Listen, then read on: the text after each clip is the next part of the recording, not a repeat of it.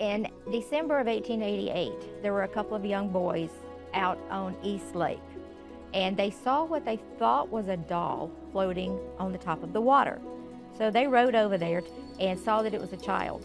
So rather than do anything with it, they rowed back to shore and got help. They brought some police officers. They came and got the child, drug her back, and they saw that it was, in fact, a young girl.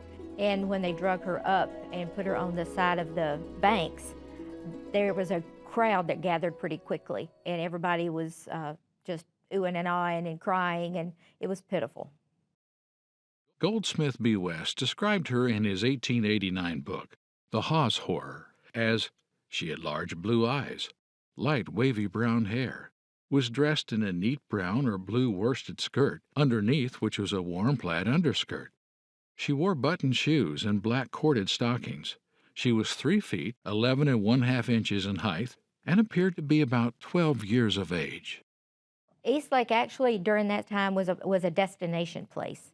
It was a man-made lake that was created outside of the city proper so that the people that lived here had a place to go on the weekends, and it had an amusement park, it had a zoo, you could go fishing, you could go swimming, it was just the place to go. They had a trolley that went straight to East Lake from downtown Birmingham. Initially, no one was able to identify the child. In the hope of finding someone who recognized her, officials put her body on display for the public at Lockwood and Miller's funeral parlor. They had hundreds and hundreds and hundreds of people go by to look at her body to try to identify her, and nobody knew who she was. There was children that saw her, there were women and men all across the communities, and nobody knew who she was. It was the following day about 2 o'clock in the afternoon when young W.O. Franklin, a local butcher, dropped in and recognized the child as May Hawes, the daughter of Richard Hawes, a locomotive engineer on the Georgia Pacific Railroad Company. The exact location of the funeral parlor is unknown. However, on information found in Goldsmith B. West's book, The Hawes Horror, William was able to determine it was located on the same city block where the McWane Science Center now stands.